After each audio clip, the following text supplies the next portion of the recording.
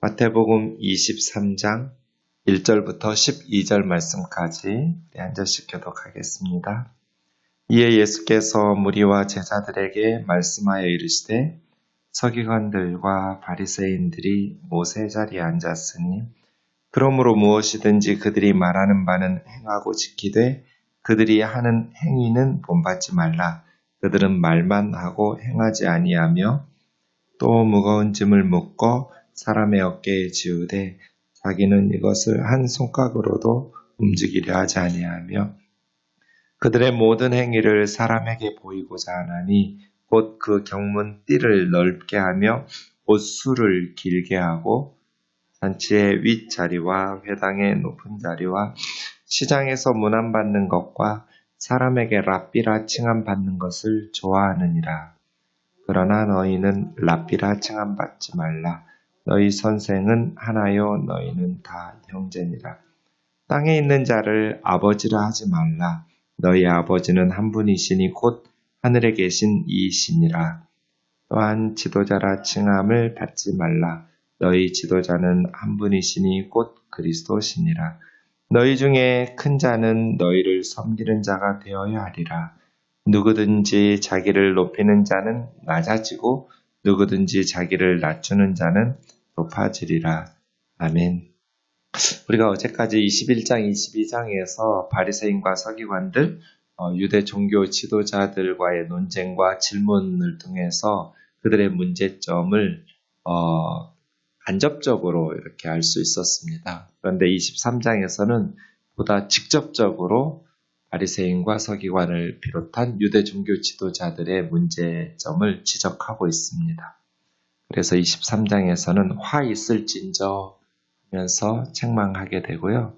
24장에서는 성전과 예루살렘의 멸망에 대해서 결국 예루살렘이 멸망하는 이유는 종교 지도자들이 타락했기 때문이라는 것을 23장 때문에 24장이 이어진다라는 것을 알 수 있습니다.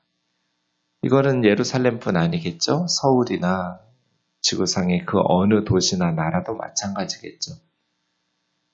영적인 지도자들이 바르게 서면 그 도시는 희망이 있고 살아가게 되겠지만 영적인 지도자들이 부패하고 타락하게 되면 그 도시는 멸망할 수밖에 없음을 알 수 있습니다.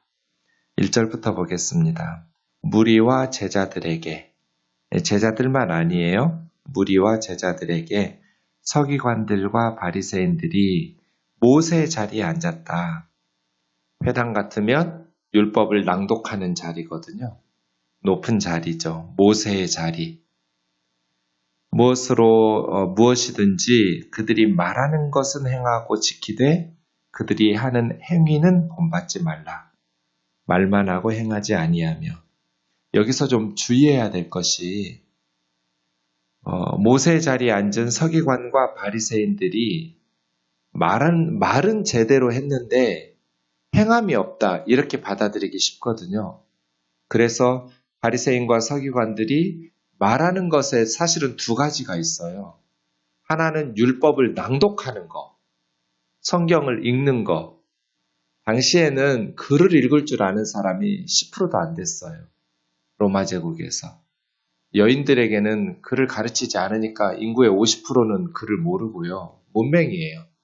남자들 중에도 로마 제국 인구의 절반이 노예였는데 노예들에게 글 가르칠 리 없잖아요. 그럼 다시 25% 남는데 그 25% 중에도 글을 읽고 쓸 줄 아는 사람은 거의 없는 거죠. 먹고 살기 바쁜데 언제 글을 읽고 배우고 쓰고 하겠어요? 그래서 글을 읽을 줄 아는 사람들이 별로 없었어요. 근데 어쨌든 바리새인과 서기관들이 글을 읽죠. 그러니 회당이나 성전에서 성경을 낭독해주면 사람들이 듣는데 성경을 낭독하는 것과 그리고 그 성경을 낭독하고 가르치고 해석해서 전수하는 게 있잖아요. 그러니까 모세의 자리에 앉아서 말하는 게 두 가지인데 하나는 성경 본문을 낭독하는 것 그리고 낭독한 것을 해석해서 가르치는 것. 이 두 가지 다를 말하는 게 아니에요. 주님 말씀하신 것은. 모세의 자리에 앉아서 성경을 읽고 낭독하고 전달하는 것, 이걸 들으라는 거예요. 그들이 말하는 것은 성경을 낭독해서 전달해 주는 것, 읽어주는 것. 그러나 바리새인들의 성경 해석, 바리새인들의 율법 해석과 행동은 본받지 말라는 거예요. 그래서 바리새인과 서기관들이 성경 해석은 제대로 했는데 그들의 행위가 잘못됐다. 이렇게 해석하고 받아들이기 쉬운데 주님 말씀의 본 뜻은 그게 아니에요.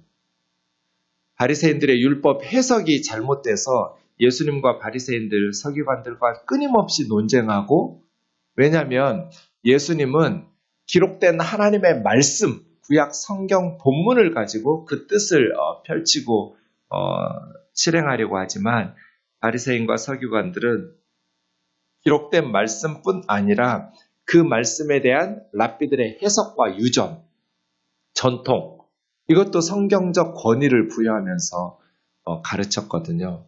예수님 그거 인정하지 않은 거예요. 그래서 예수님과 유대 종교 지도자들의 논쟁은 성경이냐 전통이냐로 귀결돼요.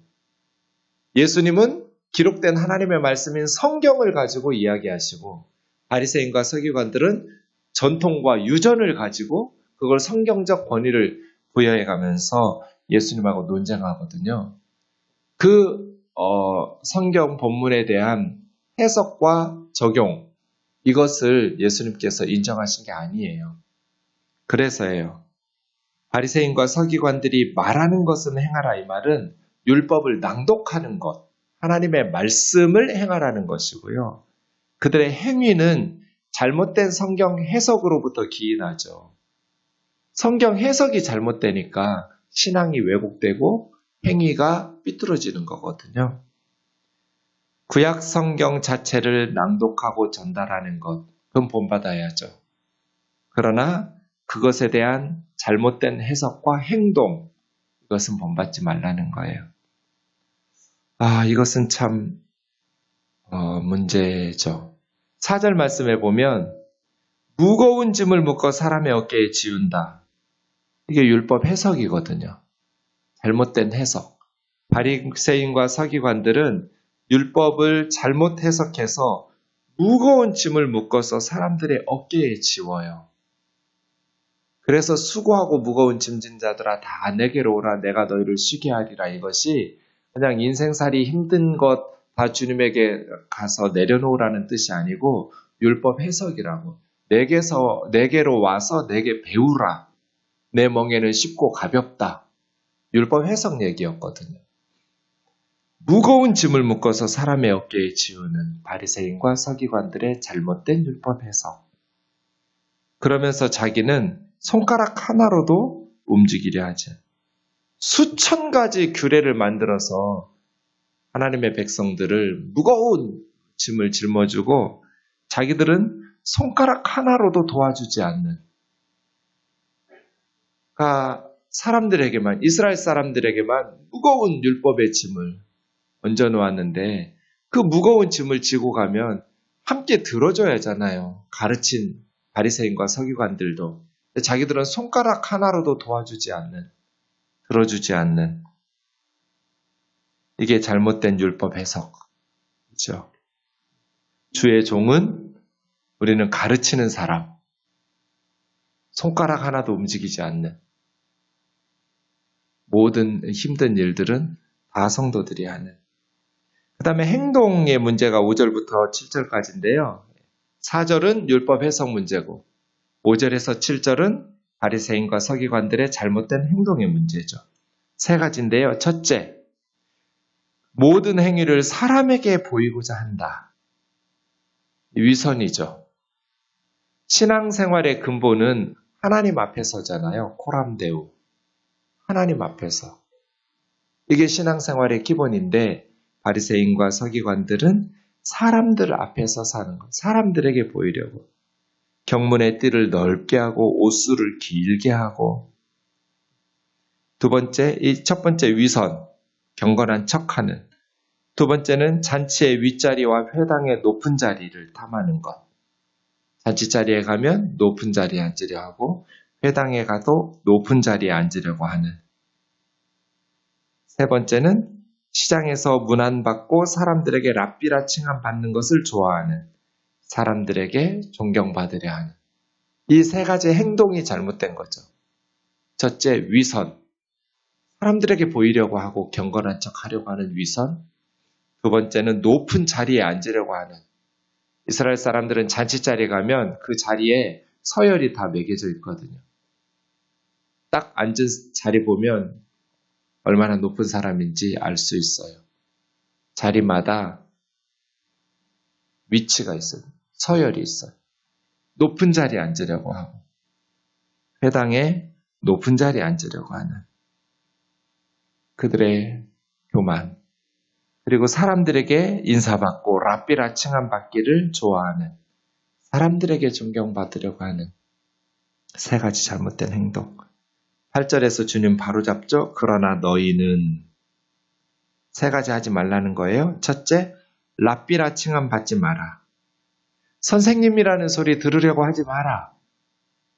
너희의 선생님은 하나요? 너희는 다 형제니라. 선생님은 하나님이에요. 예수 그리스도와 성령님이 한 분 선생님이시고 나머지는 다 자매 형제예요.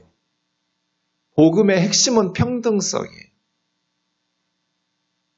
공산주의자들의 실패가 제가 볼 때는 평등한 세상을 만들겠다고 시작했지만 엄청난 계급적 질서를 다시 만들어버렸어요.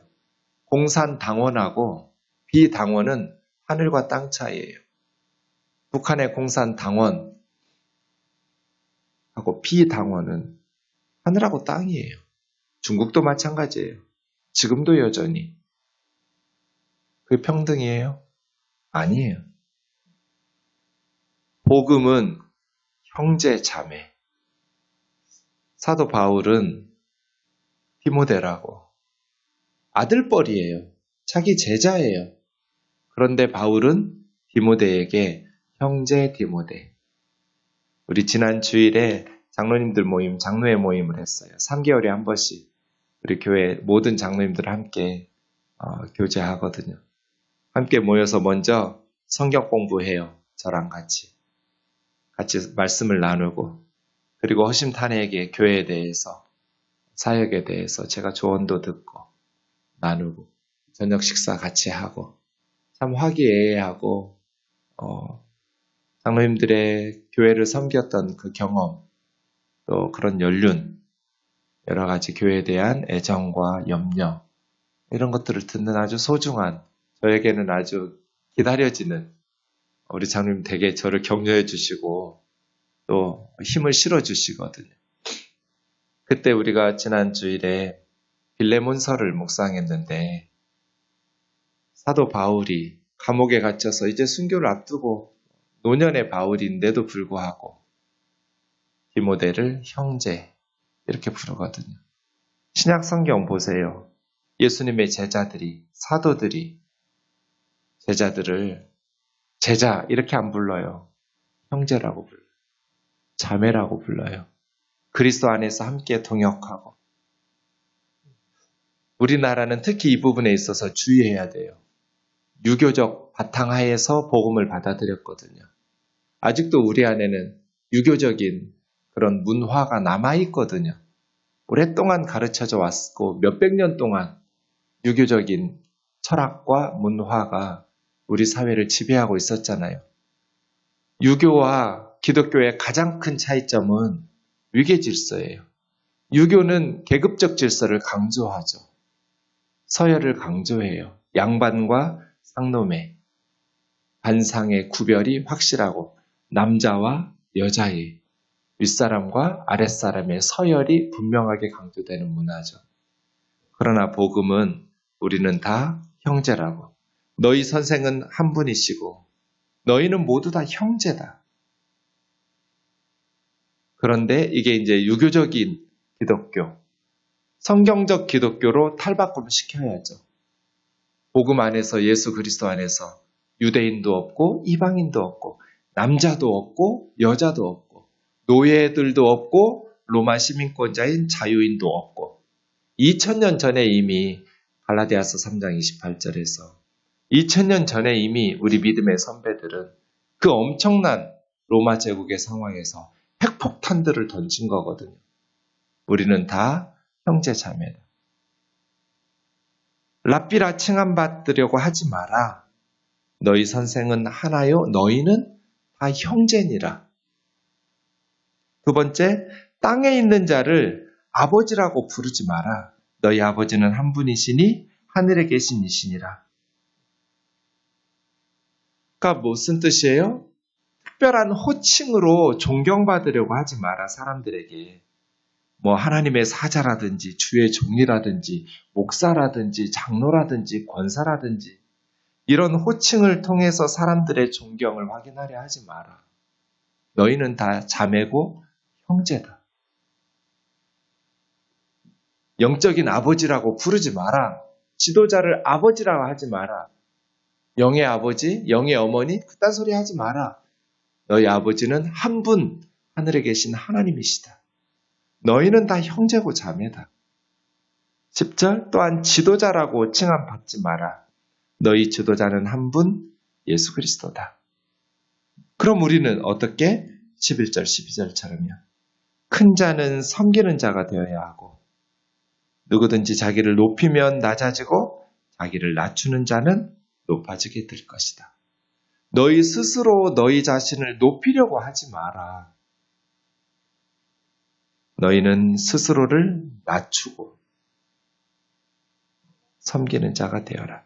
그러면 하나님께서 높여주실 거다. 이 말씀들을 항상 기억하기를 원합니다. 한국 교회에도 특히 저 같은 목회자들이 귀담아 들어야 하겠죠. 말하는 바는 지키고 행하는 바는 본받지 마라. 이게 얼마나 무서운 말이에요. 쟤들처럼 살지 말란 얘기잖아요. 왜요? 바리새인과 서기관들이 앞장서서 함께 성도들과 함께 하나님의 그 짐을 감당하기보다는 손가락 하나도 감당하지 않고 존경받고 윗자리에 앉고 그렇게 랍비라고 칭함받고 지도자라고 칭함받는 것들을 좋아하는 그런 어떤 위선적인 모습들에 주님께서 직접적으로 책망하시는 거죠. 하나님의 말씀 우리 삶 속에서 실천되어지고 예수님께서 보여주셨던 것처럼 우리도 겸손하게 낮은 자리에 내려가서 섬길 수 있는 그래서 주님께서 귀하게 여기시는 쟤를 본받아라. 쟤처럼 신앙생활해라. 쟤처럼 살아라. 이렇게 말할 수 있는 그런 저와 여러분 되기를 주의 이름으로 축원합니다. 기도하겠습니다. 사랑하는 하나님 아버지, 공동체가 회복되고 하나님의 은혜 안에서 평안하고 기쁨과 행복이 가득하다는 것은 지도자들이 섬기고 사랑하고 그렇게 공동체의 형제됨, 자매됨이 드러날 때입니다. 어느 공동체이든지 가정이든지 교회든지 나라든지 권위주의로 고압적인 자세로 유계질서만을 강조한 채 그렇게 살벌한 분위기 속에서는 참된 자유와 참된 행복을 맛볼 수가 없습니다. 권위를 존중해야 하지만 그것이 지나쳐 위계질서를 형성하고 권위주의적인 공동체가 될 때 그 공동체는 진정한 행복을, 진정한 자유를 누리기가 어렵습니다. 서로 겸손하게 정의되어 섬기려고 스스로를 낮출 수 있을 때 그렇게 우리 교회가 진정한 예수님의 공동체가 되어질 줄 믿습니다. 사람을 높이고 랍비라, 아버지라, 지도자라 칭함받고 그것을 즐기는 것이 아니라 겸손하게 우리는 형제고 자매고 그렇게 서로를 사랑으로 섬기는 그러한 교회가 될 수 있도록 인도하여 주옵소서. 예수님의 거룩하신 이름으로 기도하옵나이다. 아멘.